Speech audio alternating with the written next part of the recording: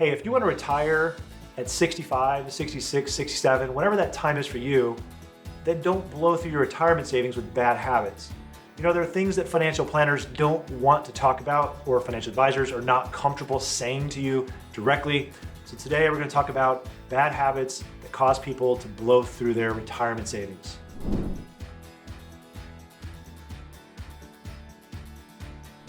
Hey everyone, I'm Nick Davis, founder of Brindle and Bay Wealth Management, and I'm here to show you how to create that next chapter with calmness and clarity.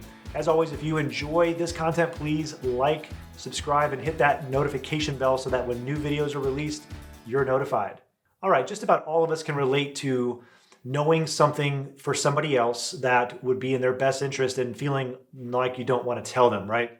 Like maybe a friend is dating somebody that may not be, great for them, or maybe there's you were raising your children and you found, that you had some wisdom to offer them that they couldn't receive. And I'm by no means saying that financial planners and advisors should treat you like children, but the point is sometimes somebody a little bit from a different perspective can see things. And so let's talk about those things that are uncomfortable to talk about so that maybe by watching this video, you can improve your financial plan. Because mistakes are costly, and as you get older, the magic of compounding interest goes away. It's reduced because there's not as many years to correct for those mistakes. So we want to be really careful. And I want to ask you to forgive me because I'm going to speak to you in first person instead of third person. So I'm not talking directly to you, but I am not going to say they, I'll say you. So the very first one is you spend too much money on debt. People who refinance houses often comment that people use lines of credit to pay for high interest rate credit card debts. But one of the things they notice is that people keep coming back and doing it over and over again, meaning having consumer debt is more of a problem than we realize, and it's not easily fixed when we retire. We have to fix it before we retire. Don't get me wrong, it's debt in retirement is not a bad thing.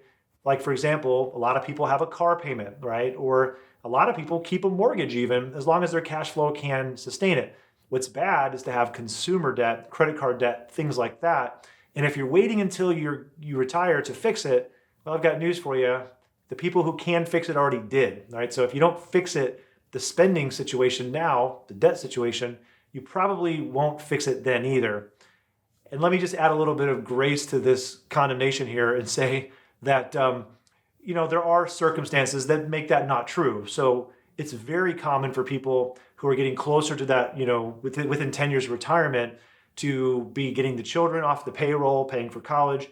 So, in those circumstances, I often see people turn things around really quickly and end up saving a lot more aggressively than they've ever seen before or ever saved before. However, yourself if consumer debt is a problem, and that'll definitely blow through the retirement savings. Which brings me to my second point of what I've noticed, and that is that you keep upsizing your lifestyle. So if you keep upsizing your lifestyle, it means that you've got to have the next big, better thing. And that may serve you well when you're 20 and 30 years old because you're increasing your lifestyle to kind of a normalized standard of living. However, at some point, you have to decide to stop moving the goalpost. I remember telling my wife one time that, it's time to stop moving the goalpost. And, being an entrepreneurially minded person, it's like, well, you're supposed to keep moving the goalpost and keep growing. But that doesn't work so well, when you can't put an end date on how you're going to transition into your next chapter. So you have to decide how much is enough.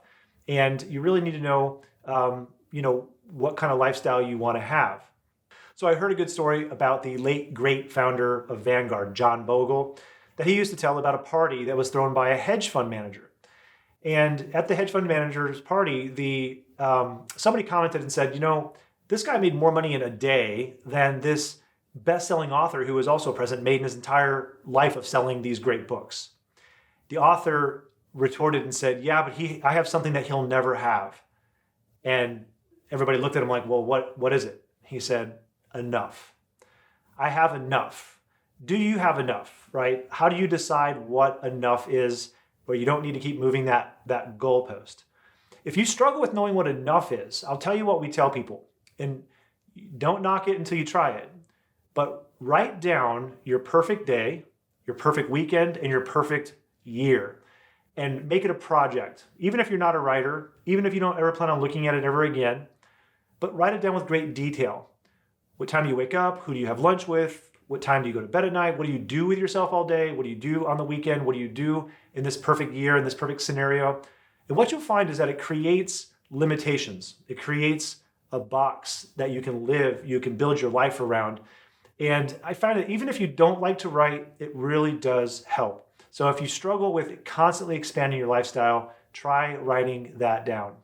Now, this next one is not popular at all. In fact, you may have a lot of comments about this, and that is, you spend too much on your grandchildren.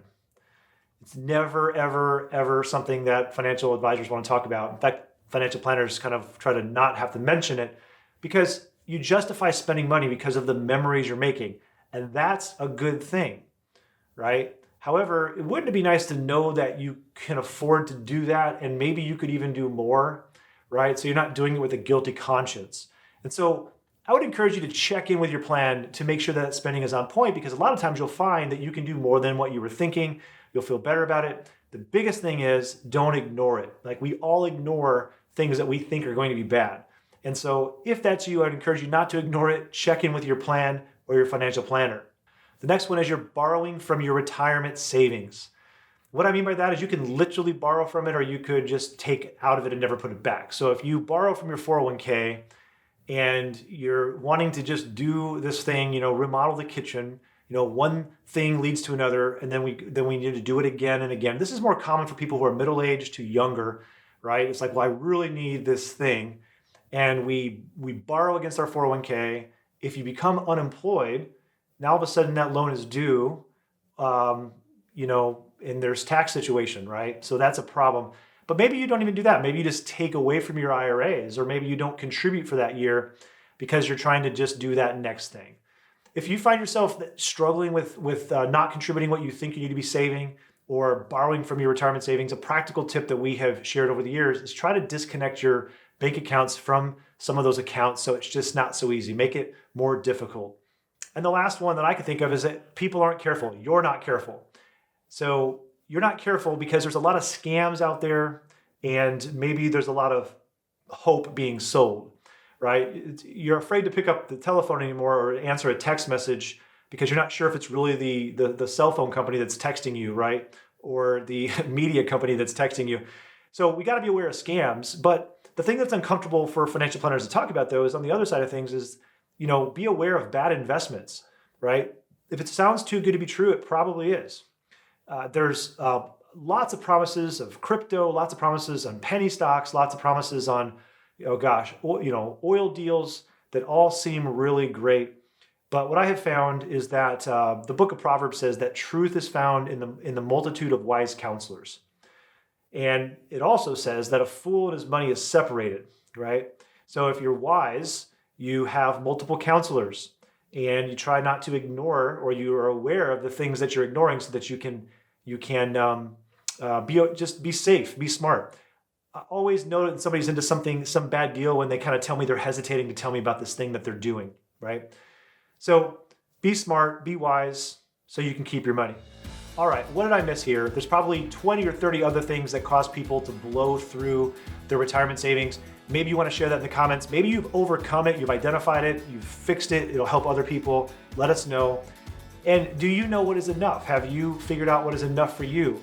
Maybe that's something that you had a transformational experience around where you were overspending, and by figuring out where you want to live, who you want to spend your time with, it really made a huge difference. Let us know in the comments, and thanks for watching. Hey everybody, thanks for watching. If you'd like to see the way that we help people to create calmness and clarity for their next chapter of life, take a look at us at brindleandbay.com. Again, thanks for watching the videos.